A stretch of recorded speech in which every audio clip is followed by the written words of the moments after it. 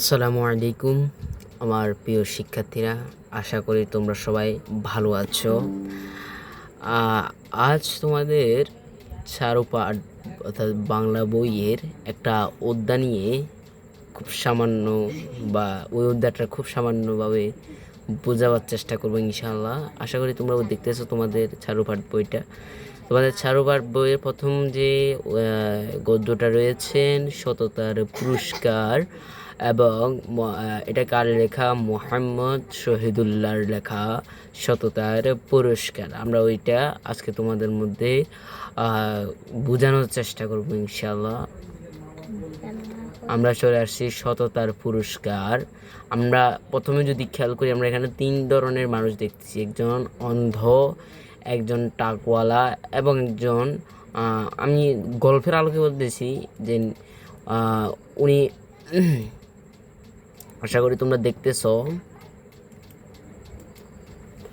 এখানে একজন হলো যে অন্ধ, আমি পড়ছি তাই বলতেছি বোঝানোর জন্য। এখানে একজন অন্ধ, একজন টাকওয়ালা এবং একজন ধবল রোগী। আসি আমরা পড়াই। সততার পুরস্কার। মোহাম্মদ শহীদুল্লাহ।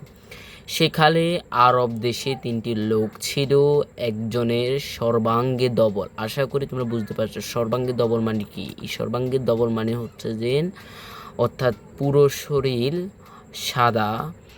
আমরা যেটা শব্দার অর্থের মধ্যে দেখব যে এই তো দেখো তোমরা, দবল অর্থ সাদা, আর সর্বাঙ্গে অর্থ হলো যে দেখো সর্বাঙ্গটা এখানে আসে নাই। সর্বাঙ্গ অর্থ হলো যে পুরো শরীর, অর্থাৎ সর্বাঙ্গে সাদা মানে পুরো শরীরে সাদা।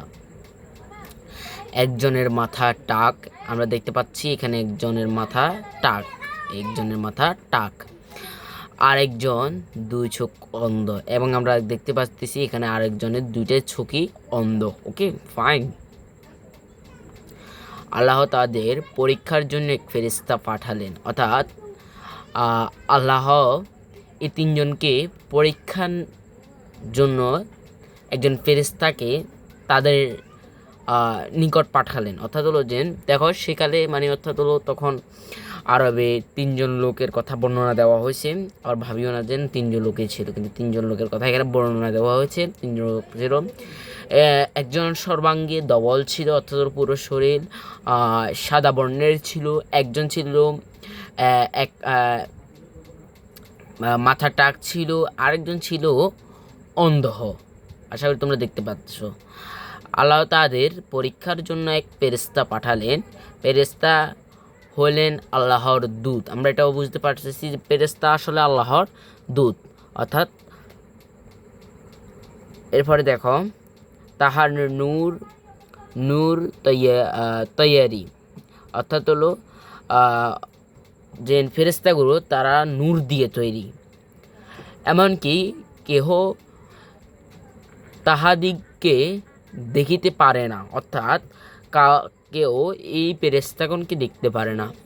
আল্লাহর হুকুমে তাহারা সকল কাজ করিয়া থাকেন, অর্থাৎ আল্লাহ তাআলার হুকুমে তারা সকল কাজ করে থাকেন।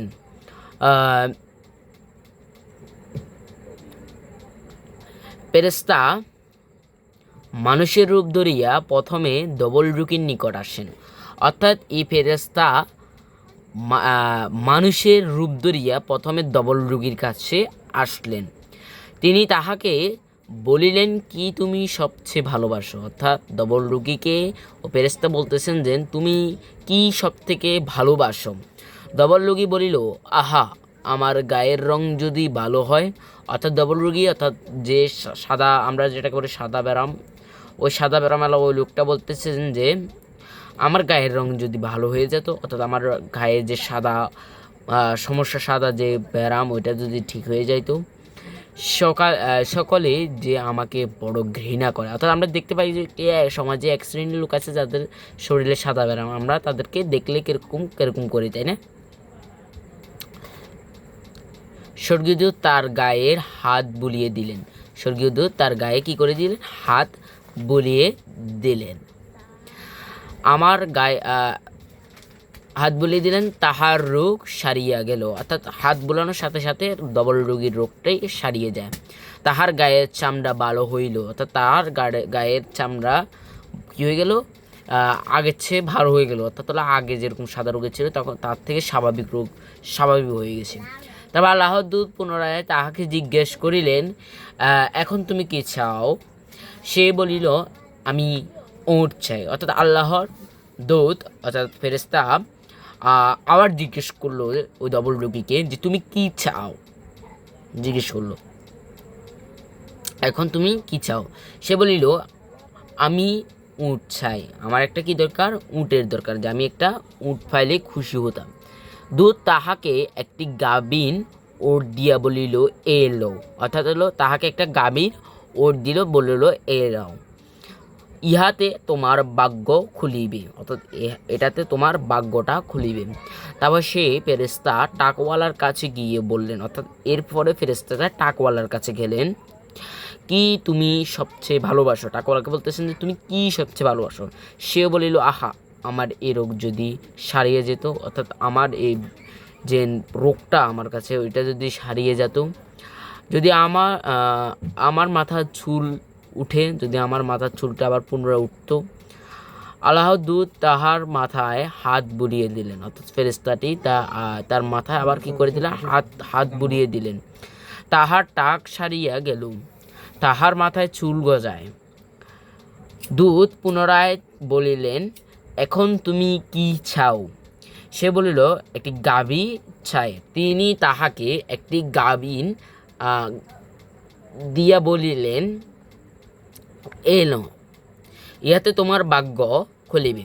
তারপর স্বর্গীয় দূত অন্ধের কাছে গেলেন, গিয়া বলিলেন, কি তুমি সবচেয়ে ভালোবাসো? সে বলিল, আল্লাহ আমার চোখ ভালো করিয়ে দিন, অর্থাৎ হলো আমার চোখটা যদি ভালো করে দিতেন আল্লাহ, আমি যেন আমি যেন লোকের মুখ দেখতে পাইতাম। স্বর্গীয় দূত তাহার চোখে হাত বুলিয়ে দিলেন, তার চোখ ভালো হইয়া গেল। তারপর তিনি তাহাকে বলিল, এখন তুমি কি চাও? সে বলিল, আমার একটা ছাগল চাই। স্বর্গীয় দূত তাহাকে একটি গাভীন ছাগল দিয়া বলিলেন, এলাও, ইহাতে তোমার ভাগ্য খুলিবে। তারপর ওটের বাচ্চা হইল, অর্থাৎ প্রথম যে ডবলডুকিকে একটা উট দেওয়া হয়েছে, ওই উটের একটা বাচ্চা হলো, গাভীনের একটি বাছুর হলো, অর্থাৎ টাকওয়ালাকে যে একটা গাভীর দেওয়া হয়েছিল, গাভীরের একটা বাছুর হলো। এরপর অন্ধকে যে একটা ছাগল দিয়ে হয়েছিল, ওই ছাগলের ছানা হইল। এরকম করিয়া ওট গাভীতে ছাগলে তাহাদের মাঠ ভোজাই হয়ে গেল। বাকি অংশ পরের ভিডিওতে দেখা দিব ইনশাআল্লাহ।